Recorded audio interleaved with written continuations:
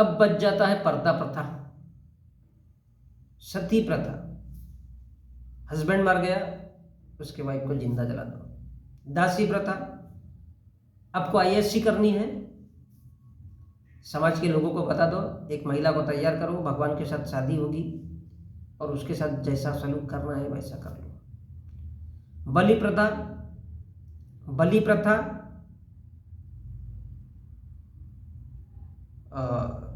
किसी भी जानवर की बलि दे दो, और यहाँ तक कि कुछ नरभक्षी लोग भी होते थे। तो इस प्रकार से जो प्रथा है भारत में ब्राह्मणों ने जन्म दी थी। अब नरभक्षी का यहाँ पर मैं वर्णन क्यों कर रहा हूं? नरभक्षी अर्थात एक वराह स्वरूप दिया गया है, विष्णु का अवतार, जो ना पुरुष होता है ना स्त्री होता है, जिसके दांत भी होते हैं और सिंग भी होते हैं।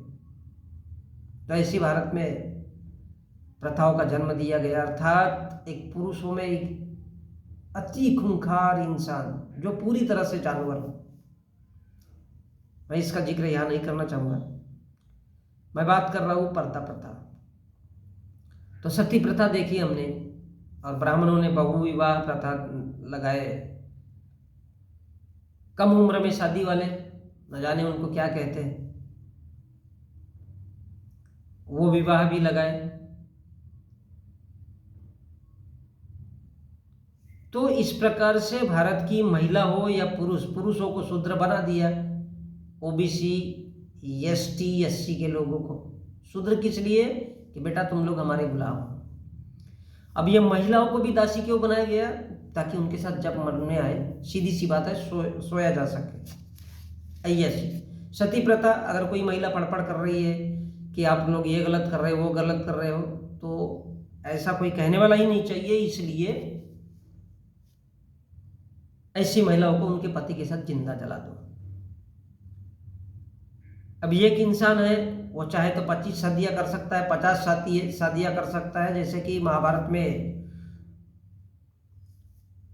दुर्योधन को की जो माँ थी और दुर्योधन जो भाई थे, दुर्योधन लोग, तो वो 100 कौरव बताए जाते हैं। और इंसान की उम्र ही 100 साल होती है, जबकि महिला को यदि तार्किक दृष्टि से सोचा जाए तो महिला को जो पीरियड्स होते हैं वो तकरीबन 13 से 14 साल के बाद शुरू होते हैं, और उसको 100 बच्चे जन्म होते हैं, वो भी पूरे युद्ध करने लायक होते हैं। तो कभी सोचिएगा कि हम किन चीज़ों को पढ़ते हैं और क्या पढ़ते हैं, क्या वास्तव में हम इंसान है या जानवर है। और यदि 15 साल भी उस महिला की अगर आयु रही होगी और उसके बाद अगर वो बच्चा देना चाहे साल में एक बार, तो हो सकता है वो पुरुष न जाने किस मोड में थे। वैसे हमारे देश में बहुत कुछ चलता रहता है, क्योंकि यहाँ पर 77 ईयर के आसाराम बापू भी 18 साल की महिला के साथ और भी कुछ होता है। तो इस प्रकार की प्रथाओं की वजह से ब्राह्मणों को डर था, ऐसी क्रूर प्रथाओं की वजह से जो भारतीयों पर लादी गई थी। तो हो सकता था कि उस ऐसा ही कोई पुरुष, ब्राह्मणों को लगता था कि ऐसा ही कोई पुरुष हमारी महिलाओं पर नजर रखेगा, अर्थात उनकी महिलाओं पर नजर रखेगा, और जब उनकी महिलाओं पर नजर रखेगा तो वो भी हवस के चक्कर में आ जाएगा, वो भी हवस की नजर से हमारी स्त्रियों को देखेगा। तो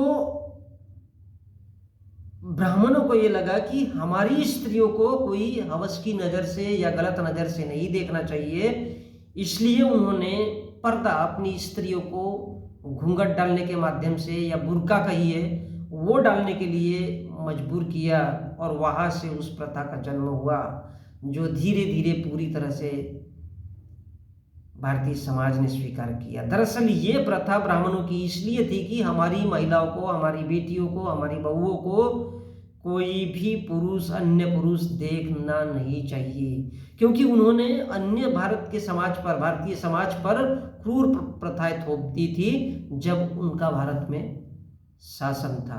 तो ये थी पर्दा प्रथा, ताकि उनकी महिलाएं या उनका जो शरीर है, उनका जो ताना बाना है, वो पूरी तरह से ढका रहे और किसी भी पुरुष की का जो इरादा है वो गलत नहीं होना चाहिए। तो यही थी पर्दा प्रथा।